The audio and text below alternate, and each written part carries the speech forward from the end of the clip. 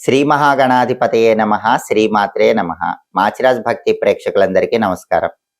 నవగ్రహాలలో సూర్యుడు మే 15వ తేదీ ఉదయం 6:28 మేషరాశిలో నుంచి వృషభ రాశిలోకి ప్రవేశిస్తున్నాడు. సూర్యుడి వృషభ సంక్రమణం జరుగుతోంది. అలా వృషభ రాశిలోకి ప్రవేశించిన సూర్యుడు మళ్ళీ జూన్ 15వ తేదీ మధ్యాహ్నం 12:58 వృషభ రాశిలో నుంచి మిథున రాశిలోకి మారతాడు. అంటే మే 15వ తేదీ ఉదయం 6:28 నుంచి జూన్ 15వ తేదీ మధ్యాహ్నం 12:58 వరకు నవగ్రహాలలో సూర్యుడు వృషభ రాశిలో ఉంటాడు. ఇలా వృషభ రాశిలోకి సూర్యుడు ప్రవేశించటం అనేది ద్వాదశ రాశులకి ప్రత్యేకమైన ఫలితాలను కలిగింపజేస్తుంది. కొన్ని రాశులకి సూర్యుడి వృషభ సంక్రమణం అనుకూల ఫలితాలు కలిగింపజేస్తుంది. కొన్ని రాశులకి సూర్యుడి వృషభ సంక్రమణం వ్యతిరేక ఫలితాలు కలిగింపజేస్తుంది. ఏ రాశులకి సూర్యుడి వృషభ సంక్రమణం అనుకూల ఫలితాలు కలిగింపజేస్తుందో, ఏ రాశులకి సూర్యుడి వృషభ సంక్రమణం వ్యతిరేక ఫలితాలు కలిగింపజేస్తుందో, ప్రధానంగా ఏ విషయాలలో ఏ రాశుల వాళ్ళకి సూర్యుడు ఎటువంటి ఫలితాలను కలిగింపజేస్తాడో, ద్వాదశ రాశుల మీద ఈ రవి వృషభ సంక్రమణ ప్రభావం నెల రోజుల పాటు ఏ విధంగా ఉండబోతోందో, ఈ రవి వృషభ సంక్రమణం సంపూర్ణంగా అనుకూల ఫలితాలే ఇవ్వాలంటే ద్వాదశ రాశుల వాళ్ళు పాటించాల్సిన సులభమైన శక్తివంతమైన పరిహారాలు ఏంటో ఈ వీడియోలో మనం తెలుసుకుందాం. తదుపరి కర్కాటక రాశి. కర్కాటక రాశి వాళ్ళకి మే 15వ తేదీ ఉదయం 6:28 సూర్యుడు వృషభ రాశిలోకి ప్రవేశించగానే ఈ సూర్యుడి వృషభ సంక్రమణం కర్కాటక రాశి వాళ్ళకి 11వ స్థానంలో ప్రారంభమవుతుంది. అంటే లాభస్థానం, ఏకాదశి స్థానంలో ప్రారంభమవుతుంది. 11వ స్థానం సూర్యుడు బ్రహ్మాండంగా యోగించే స్థానం. ఎందుకంటే కర్కాటక రాశి నుంచి చూసుకున్నప్పుడు వృషభ రాశి 11వ రాశి అవుతుంది. కాబట్టి మే 15 నుంచి జూన్ 15 మధ్యలో కర్కాటక రాశి వాళ్ళకి ఈ సూర్యుడు వృషభ సంక్రమణం ద్వారా బ్రహ్మాండంగా యోగిస్తాడు.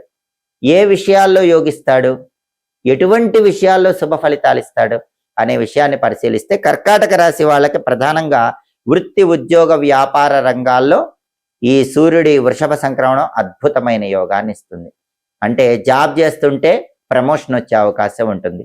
బిజినెస్ చేస్తుంటే రూపాయి లాభం రావాల్సిన చోట 10 రూపాయల లాభం ఇస్తాడు. చదువుకునే విద్యార్థులకైతే బ్రహ్మాండమైన ర్యాంకులు, టాప్ పొజిషన్ వచ్చేలాగా చేస్తాడు. అలాగే మ్యారిటల్ లైఫ్లో అనుకూలత ఇస్తాడు.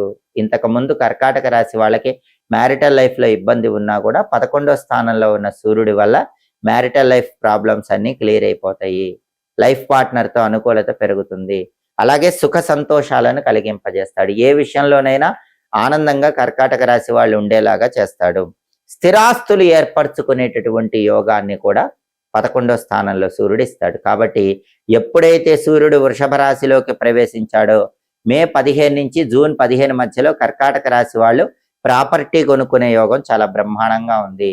భూమి, గృహము, స్థలము, పొలము, అపార్ట్మెంట్ ఏదైనా సరే మీరు కొనుక్కోవటానికి చిన్న ప్రయత్నం చేస్తే మీరు ఖచ్చితంగా కొనుక్కోగలుగుతారు.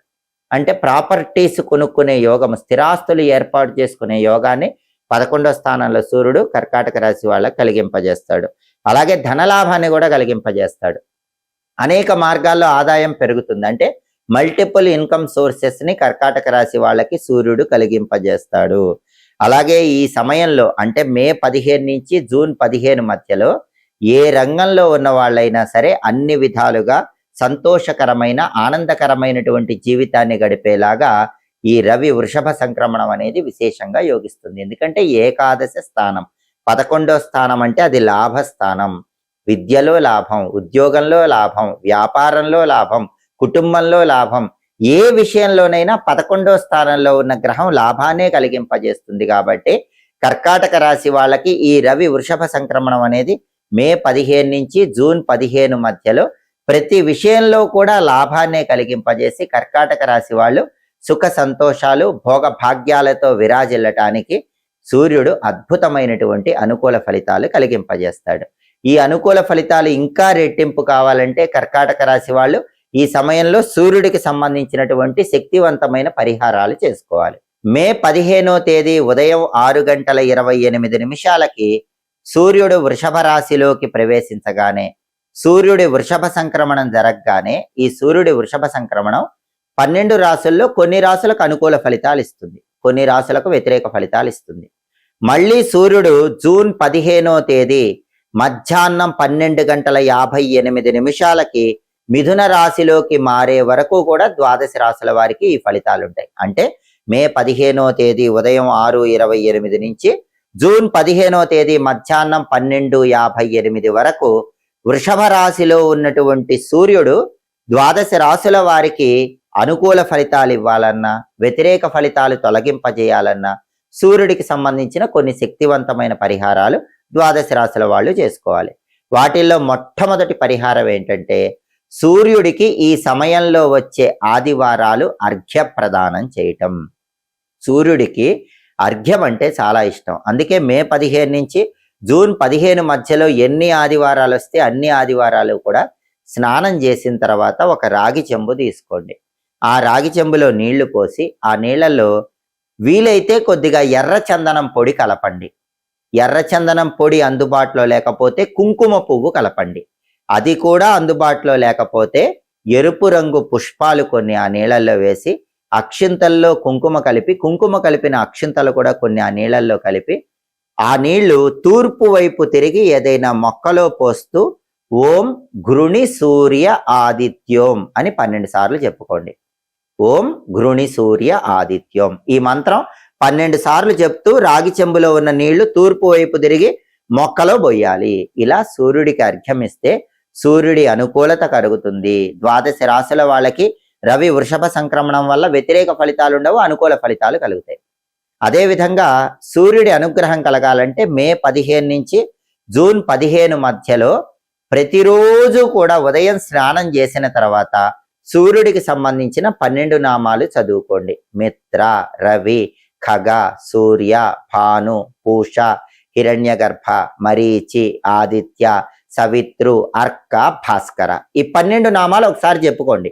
12 నామాలు చదవలేవండి అని ఎవరైనా అంటే గనక ఓం సవిత్రే నమః 12 సార్లు ఈ మంత్రం స్నానం చేశాక చదవండి. అప్పుడు రవి వృషభ సంక్రమణం ద్వాదశ రాశుల వాళ్ళకు అనుకూల ఫలితాలు ఇస్తుంది. అదేవిధంగా మే 15 నుంచి జూన్ 15 మధ్యలో వచ్చే ఆదివారాలు స్నానం చేశాక ఇంట్లో తూర్పు దిక్కులో దీపం పెట్టండి. సూర్యుడికి ఇష్టమైన దిక్కు తూర్పు దిక్కు. సూర్యుడు 12 నెలల్లో 12 పేర్లతో ఉంటాడు కాబట్టి ఆయనకి 12 ఒత్తుల దీపం అంటే ఇష్టం. కాబట్టి ఈ సమయంలో వచ్చే ఆదివారాలు స్నానం చేశాక మీ ఇంట్లో హాల్లో ఒక మట్టి ప్రమిదలో నువ్వుల నూనె పోసి 12 ఒత్తులు విడిగా వేసి దీపం పెట్టండి. ఆ 12 ఒత్తులు 12 పేర్లతో ఉన్న సూర్యుడికి సంకేతం. ఈ సూర్య దీపాన్ని వెలిగించుకుంటే కూడా సూర్యుడు అనుగ్రహిస్తాడు. అలాగే మే 15 నుంచి జూన్ 15 మధ్యలో వచ్చే ఆదివారాలు ఉపవాసం ఉంటే చాలా మంచిది. ఉపవాసం ఉండి రాత్రికి గోధుమ పిండితో చేసినటువంటి పదార్థాలు స్వీకరించాలి. మేము ఉపవాసం ఉండలేమండి అని ఎవరైనా భావిస్తే, ఉపవాసం ఉండలేని వాళ్ళు మాత్రం ఆదివారం రవిహోర ఉన్నప్పుడు నానబెట్టిన గోధుమలు బెల్లంతో కలిపి ఆవుకు పెట్టండి. లేదా రవిహోరలో కేజింబావు గోధుమలు ఎర్ర వస్త్రంలో కట్టి పంతులు గారికి దానం ఇవ్వండి. ఆదివారం రవిహోర ఏ సమయంలో ఉంటుందంటే ఉదయం 6 నుంచి 7 మధ్యలో, మధ్యాహ్నం 1 నుంచి 2 మధ్యలో, రాత్రి 8 నుంచి 9 మధ్యలో ఉంటుంది. ఈ టైంలో ఈ పరిహారం చేసుకోండి. ఆవుకు పెట్టడం కానీ దానం ఇవ్వటం కానీ చేసుకోండి. ఉపవాసం ఉండలేని వాళ్ళు ఈ పరిహారం చేసుకోండి. అలాగే అసలు ఎలాంటి పరిహారాలు చేసుకోవటం వీలు కాదని భావించే వాళ్ళైతే గనక మే 15 నుంచి జూన్ 15 మధ్యలో వచ్చే ఆదివారాలు అష్టాక్షరి మంత్రం చదువుకోండి. ఎందుకంటే ప్రతి గ్రహానికి జ్యోతిష శాస్త్రంలో అధిష్టాన దైవాలను ఉంటారు. అధిష్టాన దైవాలను ప్రార్థిస్తే గ్రహం అనుకూలిస్తుంది. సూర్యుడికి అధిష్టాన దైవం విష్ణుమూర్తి. విష్ణుమూర్తికి ఇష్టమైన మంత్రం అష్టాక్షరి మంత్రం. అందుకే ఆదివారం ఓం నమో నారాయణాయ మీరు ఏ పని చేస్తున్నా ఈ అష్టాక్షరి చదువుకుంటూ ఉంటే ద్వాదశ రాశుల వాళ్ళకి రవి వృషభ సంక్రమణం పూర్తిగా యోగిస్తుంది. ఆదివారాలు విష్ణు సహస్రనామం వింటే కూడా అద్భుత ఫలితాలు వస్తాయి. ఆదిత్య హృదయం సూర్యాష్టకం ఎలాగో చాలా మంది వింటారు, కానీ విష్ణు సహస్రనామం వింటే సూర్యుడి అధిష్టాన దైవమైన విష్ణుమూర్తి కూడా అనుగ్రహిస్తాడు. ఈ పరిహారాల్లో ఏ పరిహారమైనా చేసుకోండి. చాలా సులభమైన పరిహారం ఏంటంటే బెల్లం ముక్క పరిహారం. మే 15 నుంచి జూన్ 15 మధ్యలో పని మీద బయటికి వెళ్ళేటప్పుడు ఎప్పుడు ఆదివారం వచ్చినా సరే ఒక బెల్లం ముక్క నోట్లో వేసుకుని నవ్వులుతూ వెళ్ళండి. అది కూడా సూర్యుడి అనుగ్రహాన్ని కలిగింపజేస్తుంది. కాబట్టి ద్వాదశ రాశుల వారు రవి వృషభ సంక్రమణం పూర్తిగా అనుకూల ఫలితాలు ఇవ్వాలన్నా, వ్యతిరేక ఫలితాలు తొలగింపజేయాలన్నా వీటికి ప్రత్యేకమైన పరిహారాలు చెప్పారు. ఈ పరిహారాల్లో ఏ పరిహారమైనా చేసుకోండి. రవి వృషభ సంక్రమణం వల్ల సంపూర్ణంగా అనుకూల ఫలితాలు అందిపుచ్చుకోండి. అలాగే ఎప్పటికప్పుడు ఖగోళంలో గ్రహాల సంచారంలో మార్పు గురించి తెలుసుకోవాలన్నా, ఖగోళంలో గ్రహాలు మారినప్పుడు ఆ మార్పు అనేది ఏ రాశులకు అనుకూల ఫలితాలు ఇస్తుందో, ఏ రాశులకు వ్యతిరేక ఫలితాలు ఇస్తుందో తెలుసుకోవాలన్నా, అనుకూల ఫలితాలు పెంచుకోవటానికి, వ్యతిరేక ఫలితాలు తగ్గింపజేసుకోవటానికి పాటించాల్సిన పరిహారాలు తెలుసుకోవాలన్నా మాచిరాజు భక్తి ఛానల్ తప్పకుండా చూడండి. మా వీడియోస్ మీకు నచ్చినట్లయితే మా ఛానల్ లైక్ చేయండి, కామెంట్ చేయండి. మా ఛానల్ వీడియోస్ 10 మంది మిత్రులకు షేర్ చేయండి. మా ఛానల్ సబ్స్క్రైబ్ చేసుకోండి. పక్కన ఉన్న బెల్ సింబల్ నొక్కటం మాత్రం మర్చిపోకండి. సర్వే జనాః సుఖినో భవంతు. స్వస్తి.